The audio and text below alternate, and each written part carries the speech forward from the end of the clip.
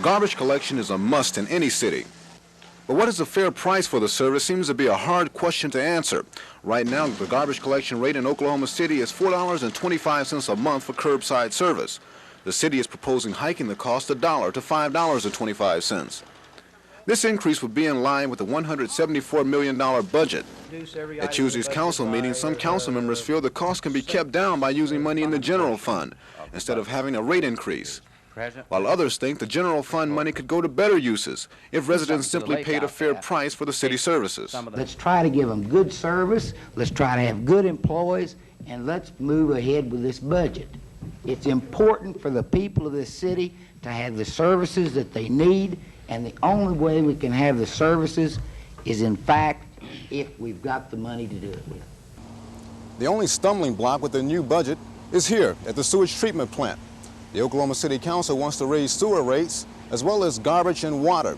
They'll decide that next week. Council members think that most Oklahoma City residents know that eventually all city services must go up. Ed Stewart, Action 4, Northeast Oklahoma City.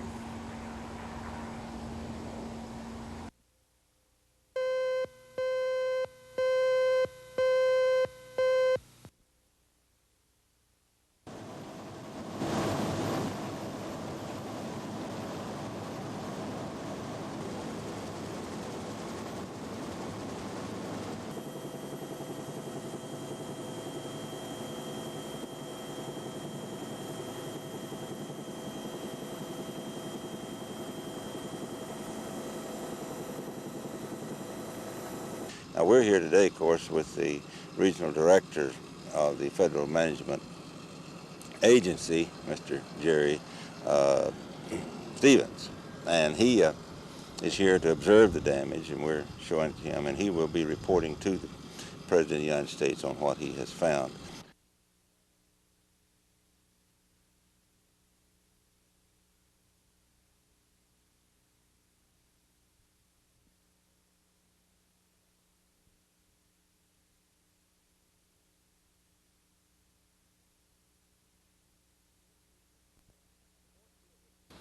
The Moore School District sought a permanent injunction against a citizens group, Citizens for a Fair School Board, to prevent them from conducting a private audit of the district's books.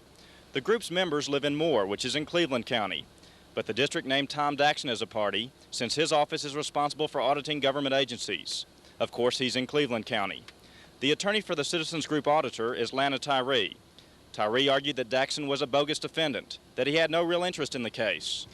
Judge William Sade agreed with that argument and dismissed the lawsuit. The judge said proper venue is in Cleveland County, not Oklahoma County.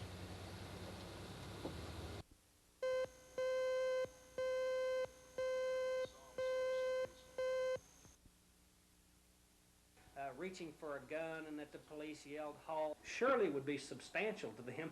I don't know what their budget is, but anywhere $500,000. Speak to us, not to speak to anyone, just to let the time run. They didn't take it. I'm sorry they feel like we're showboating, but you know, we gave them a reasonable alternative to help the community and help themselves at the same time, because we feel that the appeal would be frivolous.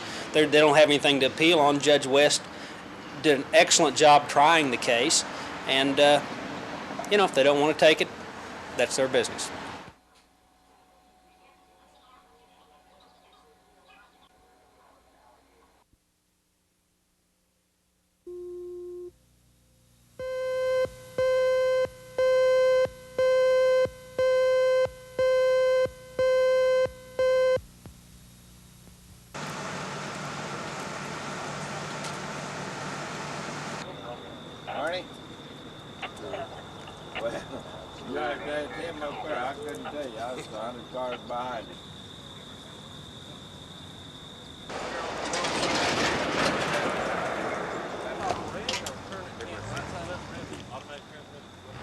Adam, 33, okay?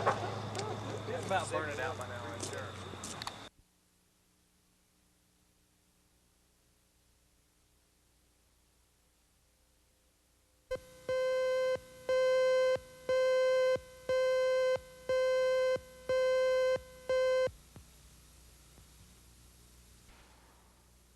The accident happened at the Rio Motel last Saturday. 2-year-old Diamond Miller was playing with his older brother near this small pool at the back of the motel.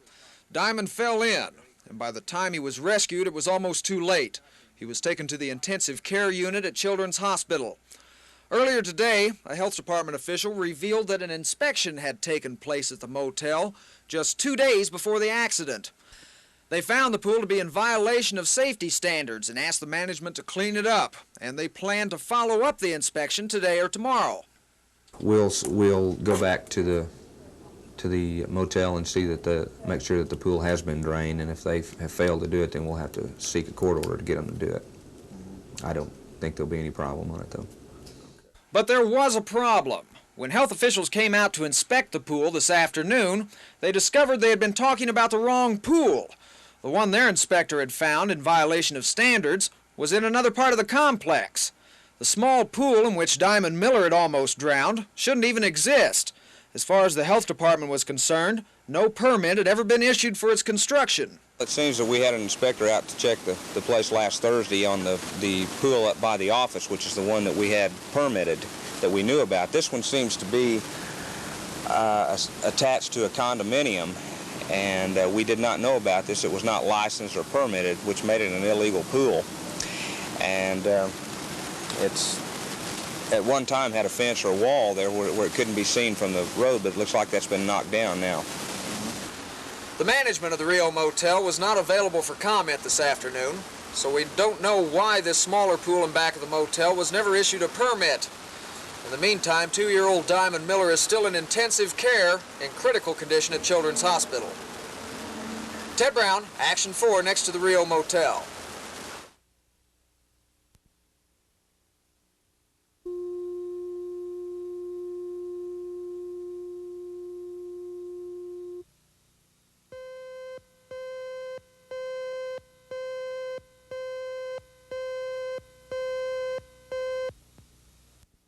I just don't think it's right. I think the guy knew what he was doing. And if I'd been on the jury, from what I'd heard, I'd have convicted him. And I've tried to keep an open mind on it. But I still don't think it's right that he, it's just open warfare now, or open season. General. I think he was insane, for sure. Anybody that would do that's got to be insane. But there's a possibility that he could be released scot-free if they find him competent within 50 days. You mean put out on the street? He'd be killed immediately. The John Hinckley verdict just came in. Hinckley was found innocent of shooting President Reagan by reason of insanity. How do you feel about that? I feel he was obviously insane, or he'd have not attempted that in the first place. I don't think he ought to be released, I'm afraid if they put him in a sanitarium for insanity, they will release him sooner than I think he should be released for this action, but he was obviously insane. It's a cop-out. I don't believe in that insanity thing. That's just kind of a catch-all. I think they ought to do away with that insanity business and go right. I believe in capital punishment. I think it's a real good deterrent.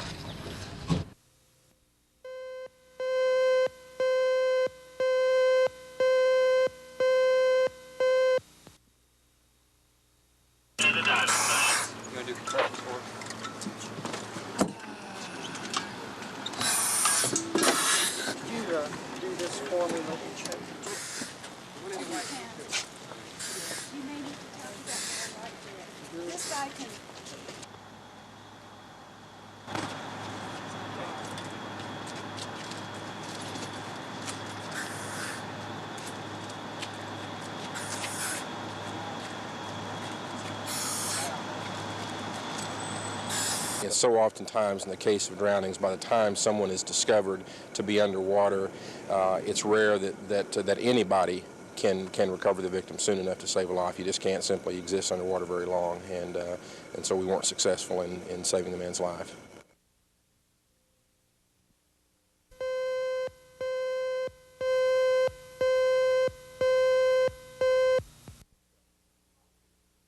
Go. Good morning. I'd like to see the records. Employees of the Moore School District demonstrated a new procedure for reviewing Moore School District financial records. The procedure has been proposed by the district in the lawsuit brought against it by a Moore Citizens Group and others. If the court accepts the plan, the district would designate a space in the administration building where records would be inspected during regular business hours. No more than 2 persons would have the right to inspect the records at the same time. 2 indexes would be made available. The first is this budget code analysis. If the code number of a particular transaction is known, a person can look it up here. If the code number isn't known, then this index is just about useless because there were 50 to 60,000 transactions in the last fiscal year alone. It would be like looking for a needle in a haystack. After the transaction is found, the searcher asks a school district employee to locate the file and bring it to him. Under the proposal, only 1 record at a time will be made available. If someone doesn't know the code number, but knows the name of the individual or company involved, he or she can use the alphabetical posting journal. For example, if you want to find out about the school district's transactions with Thompson Book and Supply, you simply look under T. From this journal, you can find out the file number, the amount involved, and a brief description of the transaction. The News Broadcasters Association has joined in this suit. There's a requirement that they're proposing, they're asking the court to adopt that would prohibit more than 2 citizens from looking at a record at any given time. For example, if you and your cameraman were there looking at records, no other citizen in the Moore School District nor other journalist would be entitled to look at the documents at that time. Bill Ross, Action 4 in downtown Oklahoma City. Would also be concerned. For example, if you and your cameraman were there looking at records, no other citizen in the Moore School District nor other journalist would be entitled to look at the documents at that time. Additionally, I would have some severe questions about the indexing system they propose. Would also be concerned about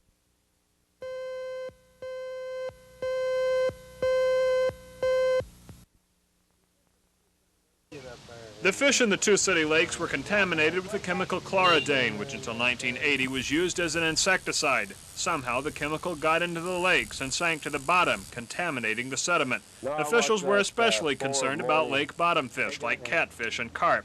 But the state health department has been conducting more tests now to see if the chemical is breaking down since its disuse. The city-county health department says the results indicate the warnings at the zoo lake can be lifted now, and they are encouraged about the situation at Lake Hefner. Present population of fish are accumulating less of the pesticide than they have in the past.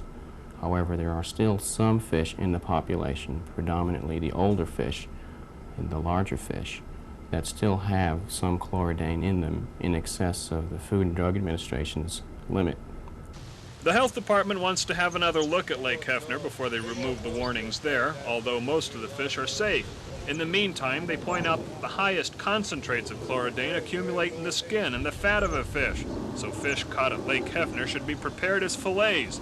They should be cleaned carefully, removing especially all skin and fat. If those steps are followed, diners can be reasonably assured the levels of chloridane are safe. Charles Schnitzer, Action 4 at Lake Hefner.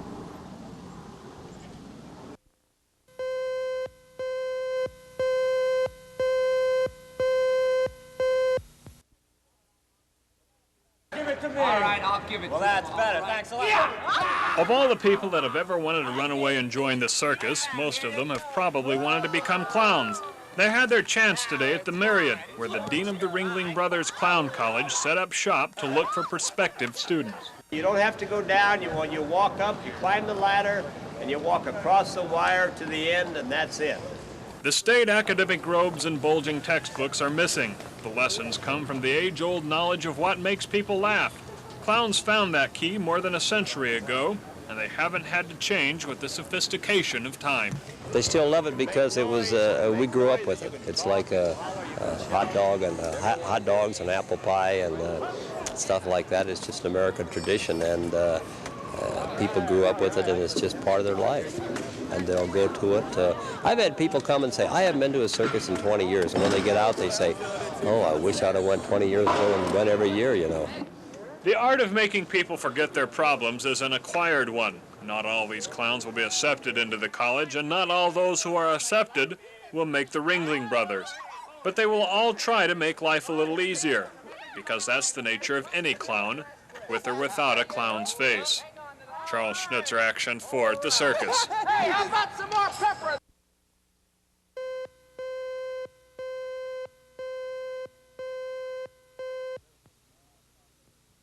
That is a nice hospital. Senator and Mrs. David Boren came to the campus of Langston University to address the Oklahoma Federation of Colored Women's Clubs. A reception in the senator's honor was held in the I.W. Young Auditorium. Boren was warmly received by club members and officials at the university.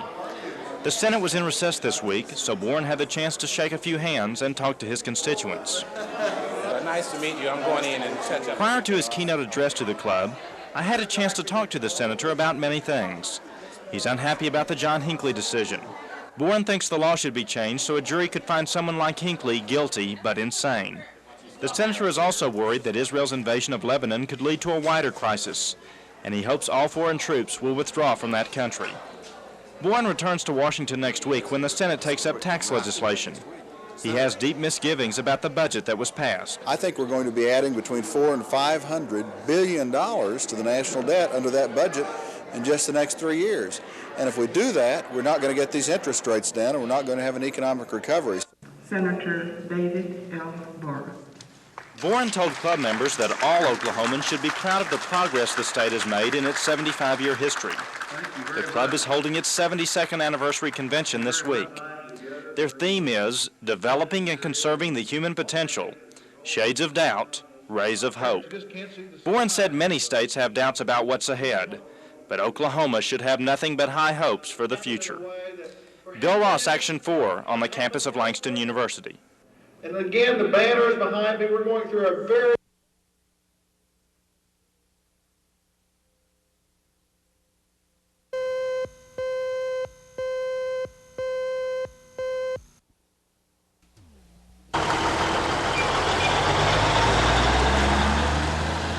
Wapanucka is an old town with old values. And like many agricultural communities in southeastern Oklahoma, it's fallen prey to financial hardship. In the early 50s, the economy here was strong. The streets bustled with activity and employment was full. But today, little remains.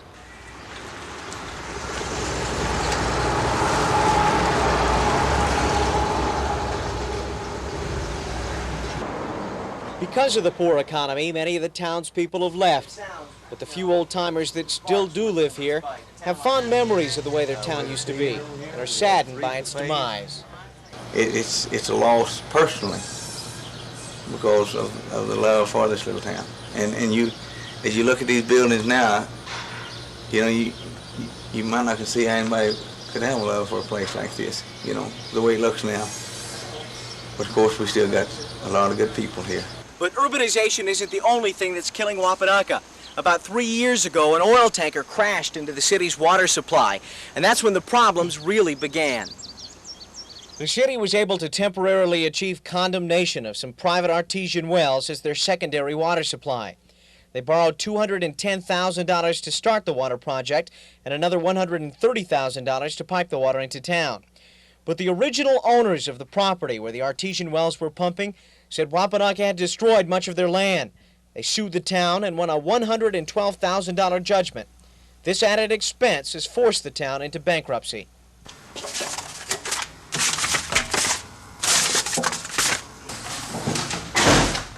But the trouble doesn't end there.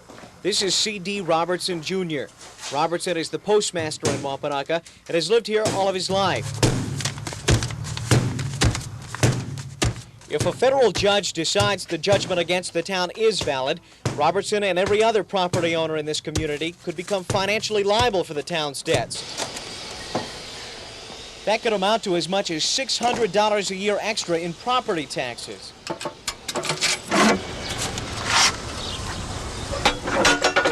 That added burden, combined with an already poor economy, could be the final nail in the coffin. And if that happens, C.D. Robertson, Jr. may have to find a new place to sort mail. Kurt Autry, Action 4, Wapanucka.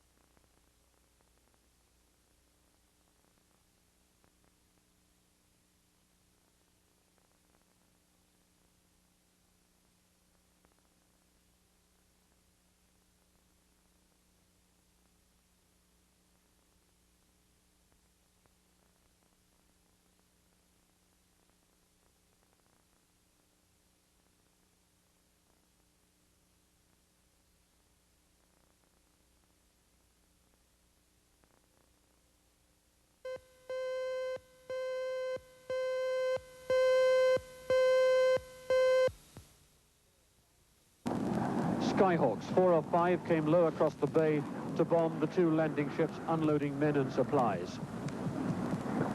Although missiles were fired, proper air defenses hadn't yet been installed. The ship had been carrying 2 companies of the Welsh Guards. Although she'd been anchored for several hours, they were still aboard. The helicopters, which had been moving equipment forward, now flocked to help rescue survivors. Black smoke poured out as the Guards' ammunition started to ignite. On the cliff tops, medical staff waited for the helicopters to bring the casualties to them. In the middle of the airlift, another air raid was called, but the orderlies kept working, ignoring the crates of ammunition stacked in the grass around about. The man behind the voice, Brian Hanrahan, is with us live this morning from London. Brian.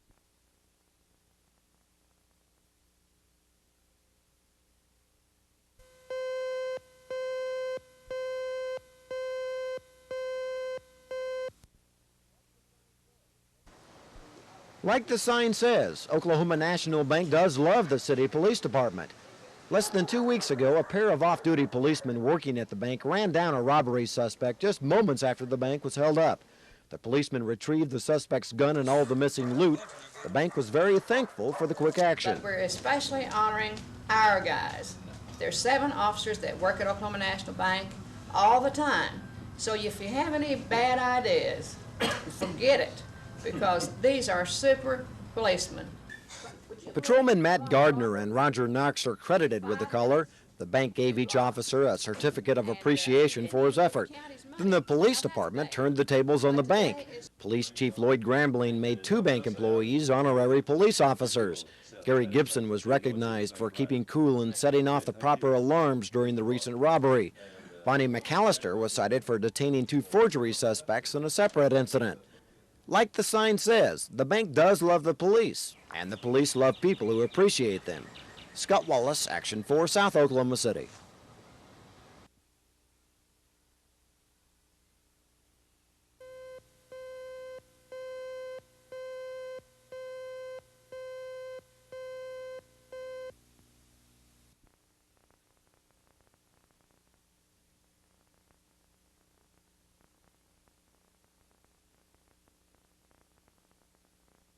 Foreman Jim Chereau said he thinks the group did a good job. I think that nobody could have got a fairer hearing than we gave them. Everybody bent over backwards to hear all the evidence on both sides.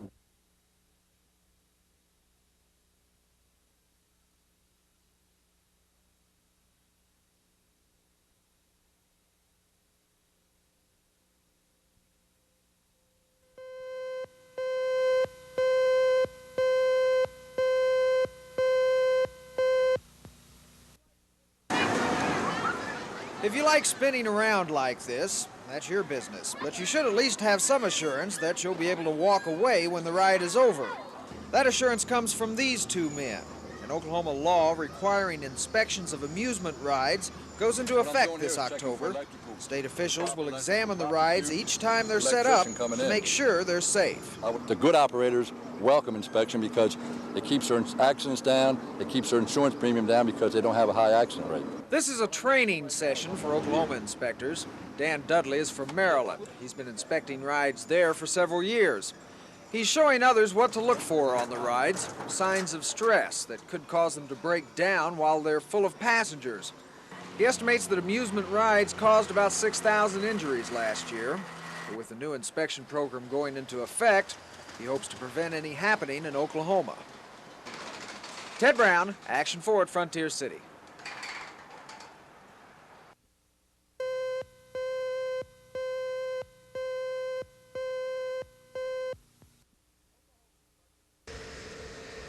Oklahoma's budget surplus is the child of severance tax on oil and gas. Originally, the state budget office estimated a surplus for this year of between $275 and $300 million. For a while, everyone was sure it would go higher, but dips in the oil and gas prices, coupled with falling revenues from other tax collections, have made the estimate drop almost daily. Those drops have been a headache for lawmakers who saw big plans for the surplus begin to thin. The 1981-82 fiscal year ended at midnight, June 30th, And now the state's budget director believes they have the total figure lawmakers can spend. It perhaps is not as much as several individual legislators might have desired, and I do know that the legislature has in excess of $200 million in special projects that are still pending, so it's going to be a pretty tight squeeze, I would imagine. The final surplus figure is $283.5 million, but the lawmakers have proposed nearly $350 million for capital improvements, highways, water development, trust funds, holdover, and lost federal funds. Changes will have to be made. Now that that final figure is in, lawmakers can decide which of those items need to be trimmed. They've already begun that decision process, but which cost will be cut and which projects will be dropped will not be decided until Monday. Charles Schnitzer, Action 4 at the state capitol.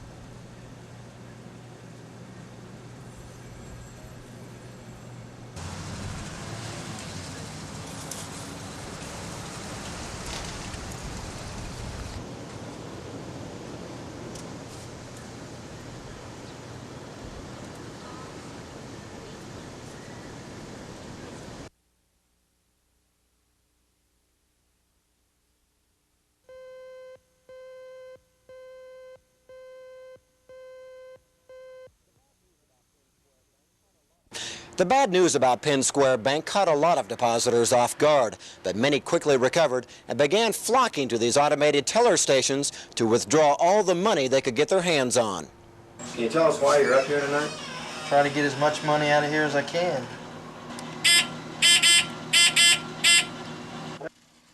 Jim Berman got $250 out of this SCS machine on North May. That's the maximum amount the machine will let depositors have each 24 hours.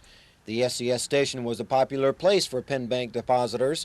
They had heard about Penn's plight on Action 4's 10 o'clock update and decided to withdraw some cash right away. Well, mine's in a checking account there, and I figure that the checking accounts will probably be sewed up a little bit longer than the savings accounts will as the checks come in. They'll probably have to wait a little while on them before they can pay everyone off. Well, I need some money right now, so I thought I better get some out of the checking account as quick as I could, just in case there is a long time period between now and whenever I can get in line at the bank and clear up this whole mess and get all of my funds out.